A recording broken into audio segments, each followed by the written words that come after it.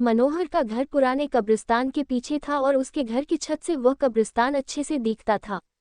वह रोज उस कब्रिस्तान को पार करके ही अपने काम पर जाता था।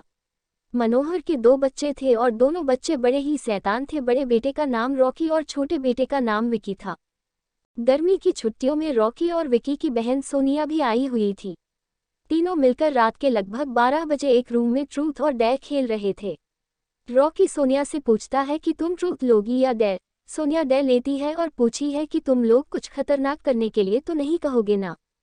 रॉकी, ये हुई ना बात, तो जाओ अब छत पर से घूम करके आओ और छत पर रखे गमले में से फूल तोड़कर लाना होगा, तभी हमें पता चलेगा कि तुम छत पर से आई हो। सोनिया, छत पर से तो कब्रिस्तान दिखता है। नहीं, मैं नहीं जाऊंगी। रॉकी और विकी दोनों सोनिया को छत पर जाने के लिए जबरदस्ती बोलते हैं। सोनिया छत पर जाती है और जैसे ही गमले में लगे फूल की तरफ बढ़ती है तभी उसकी नज़र कब्रिस्तान की ओर पड़ती है। कब्रिस्तान में एक बड़ा सा सूखा पेड़ होता है। वह देखती है कि उस पेड़ पर एक सरकटी हुई उल्टी लाश लटक रही होती है।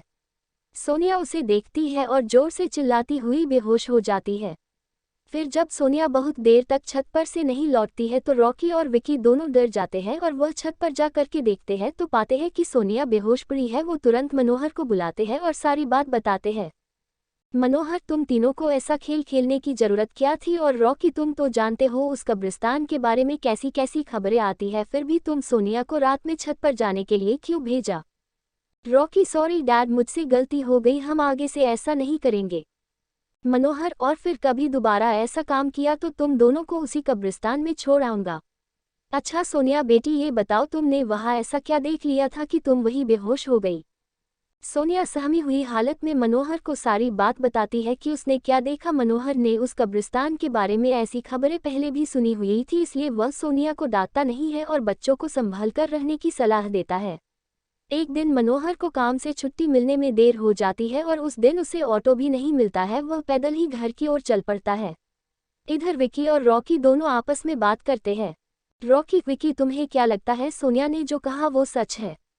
मुझे तो लगता है कि वो सिर्फ बातें बना रही है, वो उसका भ्रम होगा। विकी, अरे नहीं भाई, तुमने उसकी हालत देखी नहीं, एक दिन भी और यहाँ रुकने को तैयार नहीं हुई। मुझे लगता है कि उसने सच में कुछ देखा होगा। रॉकी, चलो हम कब्रिस्तान में जाकर खुद ही देख लेते हैं।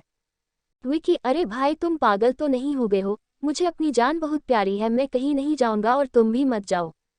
विकी के मना करने के बावजूद रॉकी नहीं मानता है और वह अकेले ही कब्रिस्तान की ओर चल देता है। कब्रिस्तान का दरवाजा खोलता है और अंदर चला जाता है। वह उस पेड़ की ओर भी देखता है जिस पर सोनिया को सर कटी हुई उल्टी लाश दिखी थी। रॉकी खड़े होकर उस पेड़ की ओर देखता है, तभी एक अदृश्य हाथ उसके पैरों को पकड़ लेता है। रॉकी डर जाता है और जोरों से चिल्लाने लगता है, बचाओ बचाओ, छोड़ दो मुझे, मुझसे गलती हो गई, मैं फिर कभी यहाँ दोबारा नहीं आऊँगा।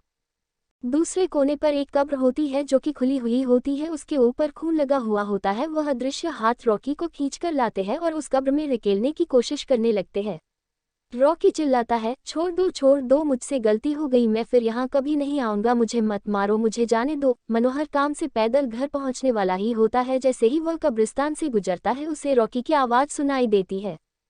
मनोहर, ये क्या? ये तो रॉकी की आवाज़ लगती है, ये तो कब्रिस्तान से आ रही है, मुझे जा करके देखना चाहिए। मनोहर कब्रिस्तान में चारों ओर देखता है लेकिन रॉकी कहीं नहीं दिखाई देता है। वह घर लौट कर आ जाता है और विकी से पूछता है कि रॉकी कहाँ है। विकी, पापा मेरे बार बार मना करने के बावजूद भी रॉकी कब्रिस्तान में चला गया। वो जानना चाहता था कि सोनिया जो कह रही थी वो सच है या नहीं।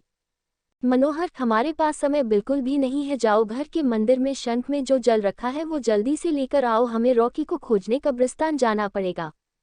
विकी वो जल लेकर आता है। मनोहर और विकी कब्रिस्तान में जाते हैं।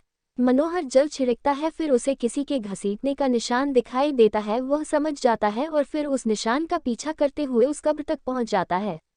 मनोहर कब्र के आसपास वो जल छिड़कता है, तब से अजीब अजीब सी आवाजें आती है। विकी बहुत डर जाता है। मनोहर, मुझे लगता है कि श्रापित प्रेत आत्माओं ने रॉकी को इस कब्र के अंदर कैद कर लिया है, हमें जल्द ही इसे निकलना होगा। तुम ये पवित्र जल आसपास छिड़कते रहो, इससे हमें वो प्रेत आत्माएं कोई नुकसान नहीं पहुंचा पाएंगी। मैं कब्र को खोलने की कोशिश करता हूँ। मनोहर उस कब्र को खोलने की बहुत कोशिश करता है। अंत में वह कब्र खुल जाती है। उसके अंदर रॉकी लगभग बेहोश पड़ा होता है। मनोहर रॉकी को लेकर हॉस्पिटल जाता है। उसकी हालत बहुत गंभीर होती है उस दिन के बाद मनोहर उस घर को छोड़कर शहर से दूर एक दूसरे घर में अपने पूरे परिवार के साथ रहने चला जाता है।